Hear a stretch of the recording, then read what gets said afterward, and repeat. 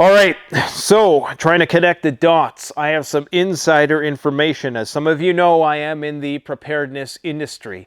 I do have a few connections in that industry, and I can tell you beyond a shadow of a doubt, the governments of the world are preparing for things to go really, really sideways. I'm going to share the details about that with you in just a moment. We have numerous data points to go over, but before I get into the news, I gotta say, I got a real tight feeling in my chest. I try to stay as stoic as possible at times like these and not succumb to fear and irrationality, but I am verklempt right now with consternation. I can barely do this video because the level of divisiveness that I'm seeing amongst my peers, my colleagues, my acquaintances, my friends is disconcerting to say the least. It is incredibly unsettling. The level of reactionary behavior that we are seeing on all sides, and how quickly even I can be caught up in that emotional whirlwind. And this is a test of how we are going to respond when the war comes here in whatever form it manifests in. We have to keep our cool, okay? If you are finding yourself in an engagement over this kind of thing, and I'm seeing the same thing replay that we see with COVID, I've lost friends over that, and I see myself losing friends over what we're witnessing unfold right now. And when you really look at it as a whole, it's for one of the dumbest reasons. You know, what's being fought over here is a very small sliver of land that has historical significance to some of the world's largest religions, and that is why it appears to be the flashpoint for what might be a global conflict, even though we already had that flashpoint in Ukraine, and it appears as though everything is about to flare up at once. North Korea is set to do a major announcement here in the next hour or so. But guys, where do I begin? I can tell you this, the government is stockpiling food, okay? The government is getting ready. They're getting their troops prepared for massive deployments. I can't go into the specifics, but the people who I know who are manufacturing food for the Department of Defense are telling me that they're seeing some massive contracts coming down the pike. Okay, some massive orders are being put in, which is clearly a sign that things are escalating and that this is not just another run-of-the-mill what if or hypothetical scenario, that this is it. So I would encourage you, if you haven't already, I mean, we've been telling and warning people for years. In fact, I've been warning people in the run-up to this that we would likely see some major attack on NATO, and it just so happened that this was an attack on a NATO-adjacent country. And sure enough, now this is going to escalate everything across the board as it appears as though East and West is becoming hardline delineated along these lines. It's become abundantly clear now whose side everybody is on. You have Iran, Syria, part of Syria. You have now even the BRICS nations starting to acquiesce to the Eastern perspective. You have Russia, you have North Korea, you have China, all calling for a recognition of a Palestinian state, one that recognizes 1967 borders. Sometimes I wonder about this biblical stuff, man, because, you know, and it's easy to start connecting dots and constellating data points into something that we can ascribe meaning, but boy, does life imitate art. Let's just put it that way. Now, as I said, militaries around the world are buying more food, and I would encourage you to do so. I would encourage you to continue in your preparedness and getting squared away in everything that you're going to need. But above all else, please keep a level head. Do not succumb. Do not get caught up in this whirlwind. I understand it's emotional.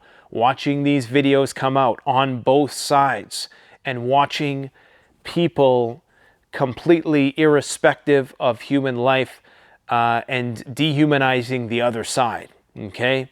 It's difficult watching that. It's difficult to not want to fan the flames. But I would strongly encourage you, what we need right now is the voice of reason. What we need right now is restraint in all respects.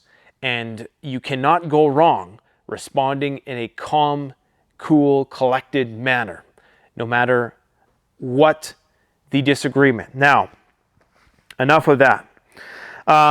We can expect that there likely is going to be more NATO attacks or attacks on NATO countries as a result of what we are seeing right now. And I've never seen the anti-Palestinian sentiment as much as I've seen the anti-Israeli sentiment. It is really something else. I've never seen it so pronounced in these protests that we're seeing. And again, I'm going to try my darndest to not kick in my own 2 cents and not try to rile people up, because this is a preparedness channel. It doesn't matter which side of this argument you are on. It's about getting you and your family prepared, and I would hope that you would be a part of the solution. But I'm not here to preach to you about ideology. All I'm here to say is that what I'm witnessing is massive protests that we've never seen before. I'm seeing governments, leaders speaking out about those protests like we've never seen before. And I do worry that what they're going to try to slip in here is another infringement on individual rights and freedoms. Because in the frenzy of wanting retribution and retaliation, people are going to be willing to forfeit their individual rights. And I can already imagine what Justin Trudeau is thinking up in that little brain of his. He's thinking, how can I leverage this to stifle dissent even more? No matter if you agree with the sentiment that is being echoed from Ottawa and from the White House right now about how they denounce these pro-Hamas or pro-Palestinian protests, you must keep a level head with this, because this, to me, this whole thing, in fact, seems, I don't want to say pre-planned, because then that gets into theories about, false flags and things of that nature. I do think that there was an obvious intelligence oversight. Perhaps it was intentional, but we know that governments around the world knew that this situation was going to reach a fever pitch. It was just a question of when. So now they're rolling out the contingencies. And one thing I've always been concerned about is that during times of war, that's when they come for your rights. So just be incredibly careful how you tread on these issues and what it is you are inadvertently endorsing, okay? So we have NATO attacks likely incoming, and I suspect that we are going to see more attacks from the Russian axis, or at least that's what we will be told, and they will be on NATO targets, NATO critical infrastructure, possibly NATO military, and all of this stuff is just falling perfectly into place for reasons I'm going to lay out. Get a load of this. If you missed the last 2 videos I've done on this topic, be sure to watch those afterwards. And before I forget, because I will forget, there's a lot of stuff going on here.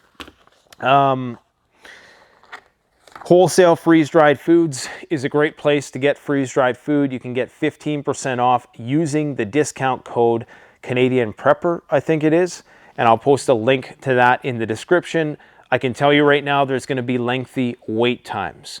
But I also know that that's one of the few companies that would actually endorse for, keeping their word, the level of quality, and just the person who runs it is just one of the best people I've ever had to work, the courtesy of working with here in this preparedness business space. And we also sell a variety of different high quality, nutrient dense foods at CanadianPreparedness.com. I'll post a link in there as well.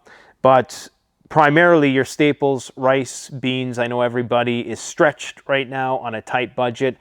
Believe me, I was one of the most starving students that you would ever imagine. Okay, I used to weigh 125 pounds as a student. I know what it is to suffer. I know what it is to have to steal food. I have been there. There are alternative solutions. You don't have to buy the top tier, fancy dancy preparedness food. You can go down to a wholesale food distributors, get yourself the proverbial rice and beans, some of those big cans of tuna, put it in the cupboard and forget about it. But just try to keep preparedness top of mind at this point in time. So we have Ramzan Kadyrov, who came out today and said that he fully supports, if you don't know who he is, he's the Chechen leader, Putin's right-hand man, his pit bull, the guy that he keeps around to keep all his other generals in check, just in case. And that is the mark of a very intelligent, authoritative, I don't want to say dictator, because I don't believe Putin's a dictator. I believe he is an authoritative figure, but that's one of the hallmarks of a very intelligent Machiavellian mind, is to be able to have numerous different generals from different factions, from different ideological ilks, at your behest to potentially police one another at a moment's notice. Anyways, I'm going on tangents. Ramzan Kadyrov said this today, that he and his Chechen militias are willing to go and support Palestine for peacekeeping should the need arise.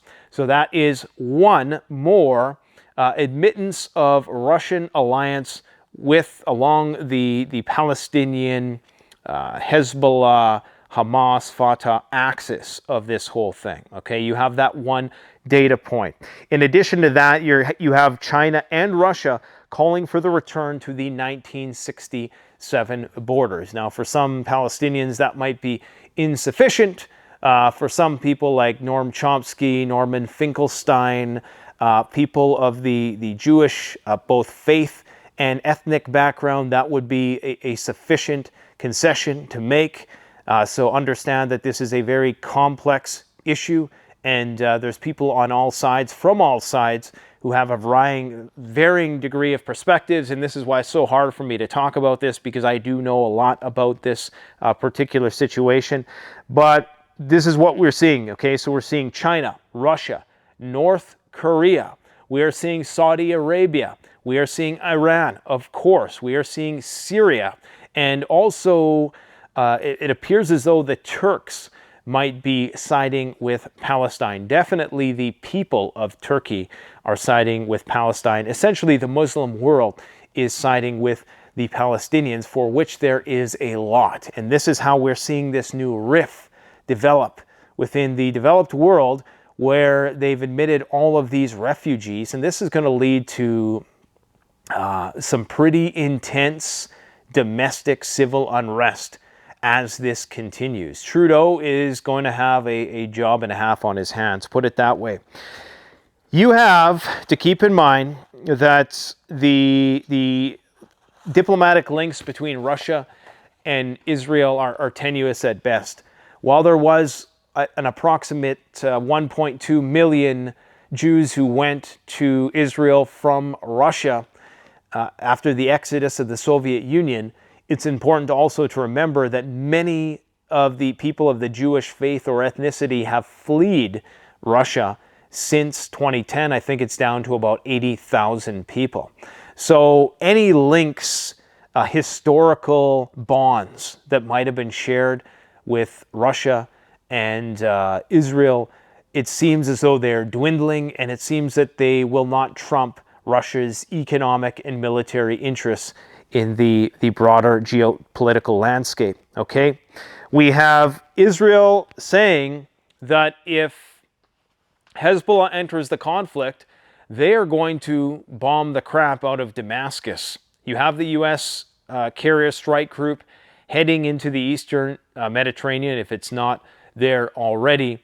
And of course, if this happens, Russia will be forced to retaliate. We already know that tensions have been riding very high in Syria as of recent, and we're likely to see the Russians enter the conflict directly on the Syrian front in that theater if the Israelis respond and target Damascus. You also have Lindsey Graham, one of the most hawkish of the hawks in the United States Senate, calling for attacks on Iran. Okay, now this is the same guy who thinks that Ukraine should be armed with nuclear weapons, so take it with a grain of salt.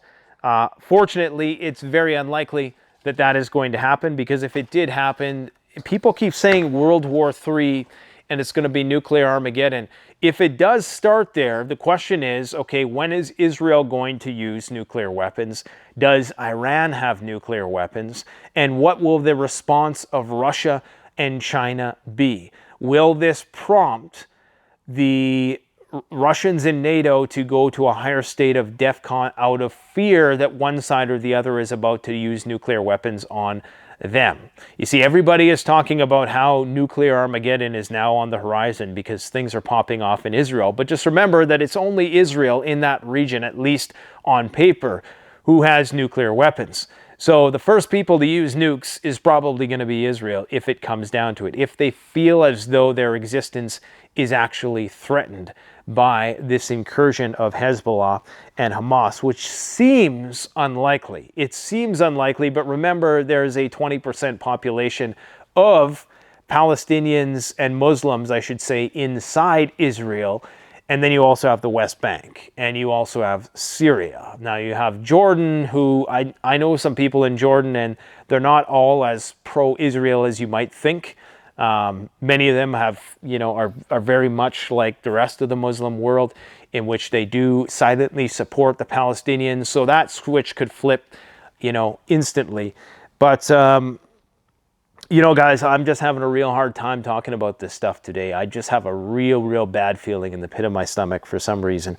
Maybe it is just, I think what's got me so flustered at this point in time is just seeing how many people are fighting with each other. I lost a lot of friends during COVID because I just wanted to have a rational conversation, and they were just vehement in their views, just rabid in their views. And it was like they were caught in the grip of this emotional rage that you could not snap them out of. And I'm seeing that right now. And it is very disheartening to see. Anyways, North Korea is saying that they have issued a short statement saying that an important report is coming up. That's basically all they said. An important report is coming up. Now, what would this report be about? Is it going to be, is this just a way to bring attention back to the Korean Peninsula, where things could very well get hot?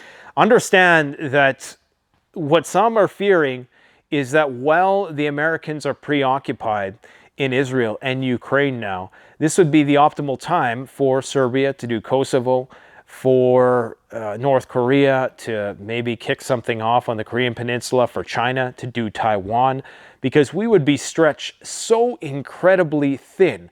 And think about everything that is going on. You got a potential government shutdown coming. Now, if anything, a major war might actually prevent that. It might actually force the kind of unanimity that you would need in order to unify people, at least temporarily.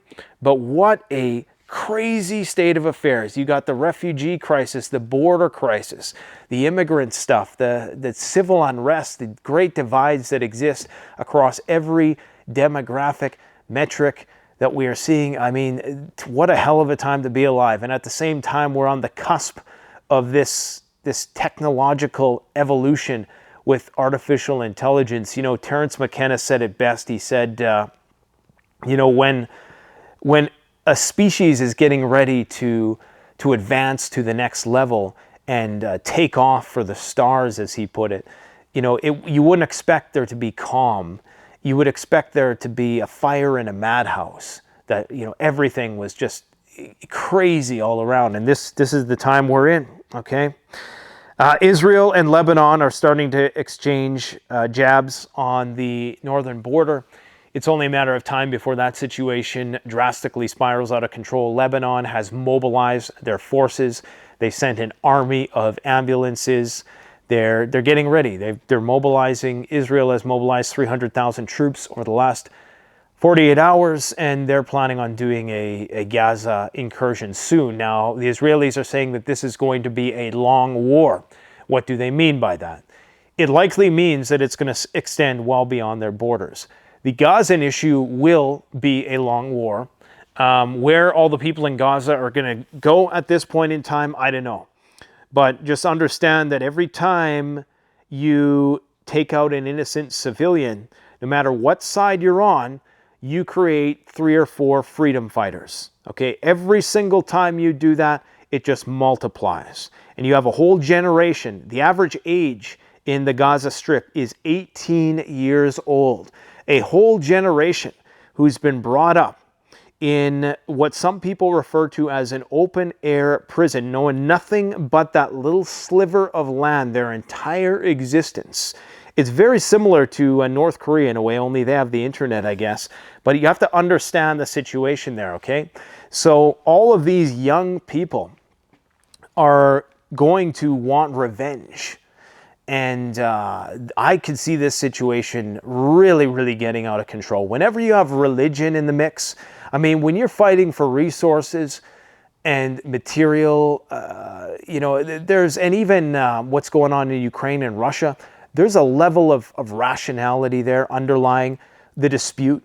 But with religion, there's this level of irrationality, and this is not throwing shade on religious people, but whenever you have beliefs involved, because I greatly respect people of any faith, especially if they practice it, if it makes them better people, if it makes them just more upstanding members of society, I'm all for it. But whenever you have people fighting over beliefs, it can get really, really wildly out of control. And that's what has me so worried today. Okay? Rafi Farber just put out an interesting end times sort of. He was the guy we had on ado with the financial system, really intelligent analysis and breakdown of how macroeconomics works. But he was breaking down the Torah's interpretation of exactly what was going on right now. Now, we're supposed to interview him tomorrow. Apparently, he's in one of the green zones in Israel, so I'm hoping that, we're still a go for that, but I guess we'll see. Israel has advised its population to amass 72 hours worth of food and get prepared to evacuate to bomb shelters all over Israel. And, that's just a sign right there that things are going to get a lot worse. They've shut off all power and water and all that stuff to Gaza, which, by some accounts is a violation of the Geneva Convention.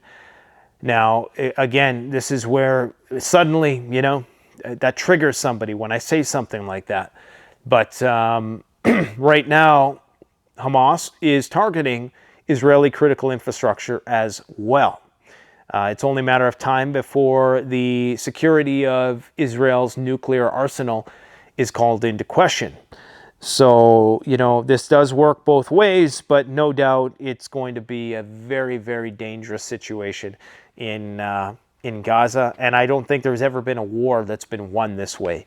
We need to remain, our responses to these types of heinous and atrocious attacks, okay, they must be very measured. They have to be measured. That's the only way you're ever going to win a war like this. Because if you just react, what's going to happen is you're going to create more of what you hate, okay? Anyways, so there are reports suggesting now the Ukrainians are trying to turn this around. Remember those reports that suggested that some of the weapons that fell into the hands of Hamas came from Ukraine or came from the black market? Well, now the Russians are turning that on its head, and they're saying that, the Ukrainians are turning it on its head. And Zelensky came out today and says, we have data clearly proving that Russia is interested in inciting a war in the Middle East so that a new source of pain and suffering would erode global unity and exacerbate cleavages and controversies, helping Russia and destroying freedom in Europe. And they're basically saying that the Russians gave Hamas weapons.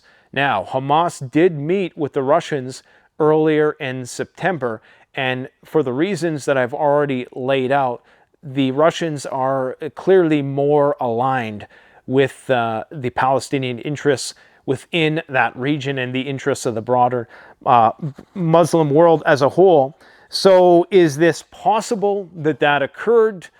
Is it maybe a little bit of both? Probably. It's interesting how, immediately Zelensky comes out with this after they were the ones who were accused of providing Hamas with this level of weaponry. Regardless, it's not like they need Western weapons to do what they're doing. You have Iran, who has all homegrown weaponry of every dimension. So, it's hard to say. Russia is fortifying its defenses along the Baltic. And we'll go back to the Israeli stuff in just a minute, but a little sidebar here. The Russian Leningrad military district is going to start bolstering its forces in anticipation of a war with NATO. So yes, what's going on in Ukraine and Russia is still a thing.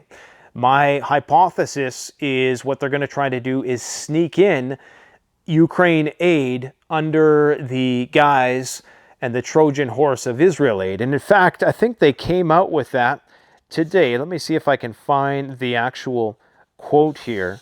But it was something to the effect of they're going to be bundling a bill for Ukraine and Israeli aid together. And they're going to be able to do this because everyone's preoccupied with what's going on in the Middle East, okay? So, according to Zelensky, Russia wants to start a war in the Middle East. According to available information, a very clear one. Oh, I think I already discussed that. But that's being reported on multiple different fronts. We have the Russia-North Korean rail traffic uptick. So it's pretty clear right now that weapons are starting to flow from North Korea into the Russian-Ukrainian front. We have a little bit of an issue with Germany and Iran today. And this is how you know things are not just being isolated to Palestine, Israel. Today, federal police in Germany said they received an email threat on Monday morning of an attack on a Tehran-Hamburg flight and were taking it seriously, though they didn't provide any details. Now, obviously, this is something that, somebody obviously on the Israeli side phoned in, and they have to take these threats seriously. So this is one of those things that we're going to see more and more in an attempt to pit the West against Iran. Not that we really need to do that because we have people like Kevin McCarthy and Lindsey Graham calling for all-out war with Iran. Get a load of this. Kevin McCarthy says, now is the time for bold action. Here's how America must meet the moment.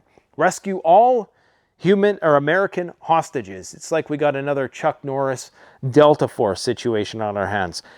2, provide full support for our ally Israel. 3, confront Iran in the new axis of evil. They use that word. This is Kevin McCarthy, okay? Focus on securing our own open border, because now they're concerned that, and rightly so, that you're going to have sleeper cells, an influx of sleeper cells along the southern border in the U.S. Condemn anti-Semitism in the United States.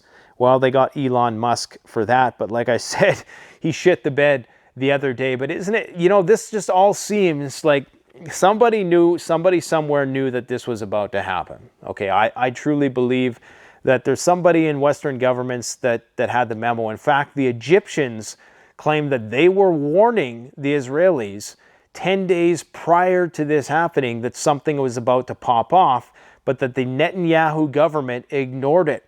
And I'll say this, Netanyahu's smug body language, he seemed like he was trying as much as he might have been, and I don't care what you say. I mean, that guy just doesn't strike me as a good person, like him personally, as a politician, and many Israelis will attest to this. They just don't like the guy. I personally, there's something about that guy, rubs me the wrong way. But anyways, he was saying that, what was he saying? Where was my train of thought going with that? Something to do with, them ignoring these warnings from Egypt.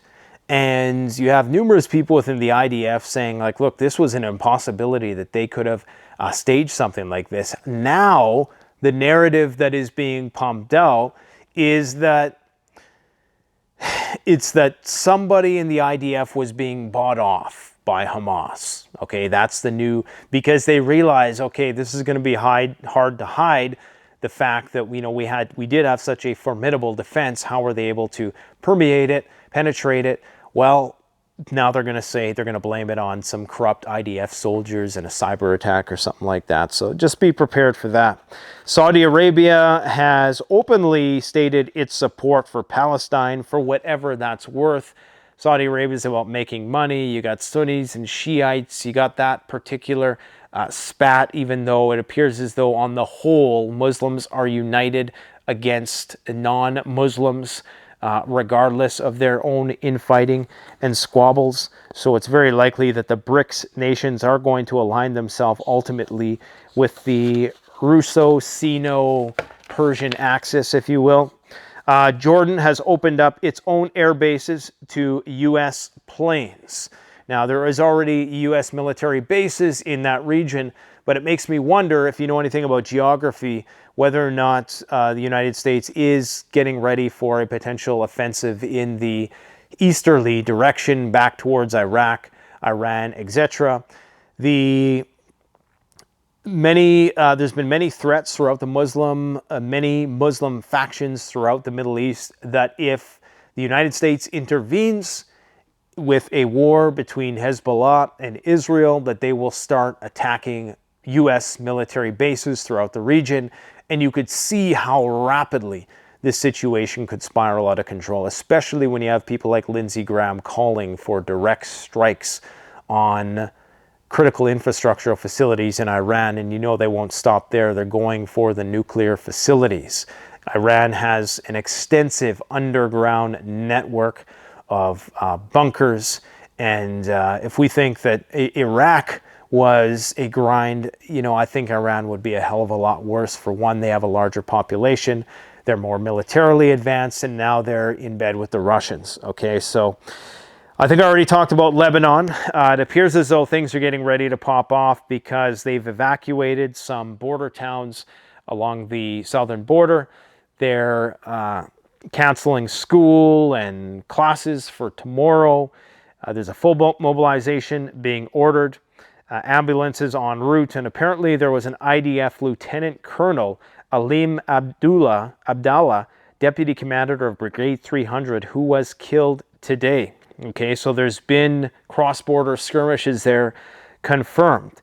Egypt has 2 combat divisions, which I believe is around 70,000 soldiers, on a state of high readiness. And Egypt is one of those countries that could go either way as well.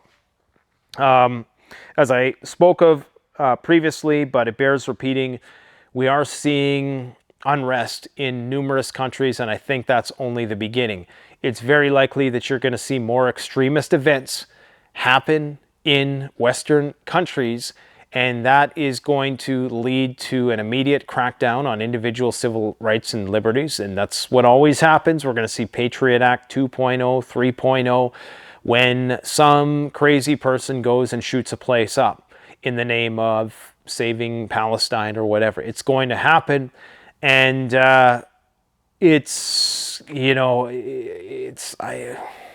with all that's going on in the world, this is the last thing that we needed to happen, But this is why we prepare, I guess. So, I'm as prepared as I'm going to be, but I tell you, man, it's... I had a bad feeling for the past all day. I'm supposed to be celebrating my kid's birthday today, which I did, but my mind just wasn't there because I was thinking about what's going on and this shit that's building up. Iran has said that they will respond if attacked. They will respond with missile strikes on Israel from Lebanon, Yemen, and Iran, and they will send fighters from Syria to attack Israel. This is according to Iranian officials speaking with Al Jazeera. Middle East pro-Palestinian groups will target U.S. military bases. There's around 30,000 U.S. troops in and around the Middle East. We have violence erupting in the West Bank, massive protests, firebomb fights with the police. Military stocks are rising, not surprisingly. Lockheed Martin up 10% in a day. Incredible, incredible. So that's really the gist of what's going on right now. I'm sure by the time I upload this video, there'll be a lot of other stuff to report. But guys, I know I've been saying this a lot lately, but you gotta get prepared, okay? This is not the time to be messing around. This is a time to be maxing out on every personal growth metric. This is a time for stoicism. This is a time to be healthy in all ways. This is a time to stock up on medication. Go check out Jace Medical if you got medication that you need. This is a time to stock up on food. The government's stocking up on food for their soldiers and their continuity of government plans. This is a time to just get squared away. If you don't have a gun license yet, now's the time to go and legally get one for legal purposes. I must disclaim, learn how to use it. Learn self-defense skills. But above all else, at this point in time, it's most important to keep a cool head. And one thing I love about the preparedness community is, in spite of the fact that we have people with some strong opinions, I do find that in this community, you know, people can have a capacity to see things objectively in ways that you just don't get in other niche areas of the internet. In spite of the fact that people might come from a predominantly right-leaning political ilk, I do believe that there is a sensibility to preppers. There has to be, while there are some of us who are a little out to lunch. And I think that out to lunch component of all this is to do with the fact that the further out you're seeing, the crazier you're going to seem. Okay, so if you have somebody who's preparing for the proverbial end of days in a Mad Max scenario, what they're doing is going to seem incredibly irrational compared to the baseline preoccupations of the average person. It's going to seem outlandish, outrageous, but it's those crazy people who are going to be the most prepared if the worst unfolds, which it appears it is right now. Because even amongst my most scientifically minded of friends, of which I would consider up there in the top tier of global intellectuals, they're starting to lose it. So that's not a good sign. Anyways, guys, gear up.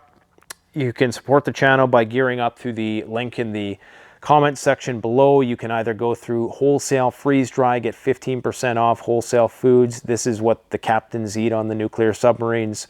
It's very high quality stuff. They're doing things with the Department of Defense now that they're going to be very busy, but they're still available to take civilian orders, but there's just going to be delays. So I encourage you to get it now. Otherwise, you can get Peak Refuel from us. You can get NutriStore. You can get Mountain House. You can get Happy Yak. What are the other ones? You can get XMREs. I encourage people to get some MREs because MREs are typically self-contained and they provide you everything you need, especially when you're on the go. Freeze-dried food and dried food in buckets is great for a bug-in scenario where you have energy at your disposal. But if you don't, that's when having MREs definitely comes in handy. I encourage everybody to at least have a few MREs per person, just in case you gotta get mobile, all right?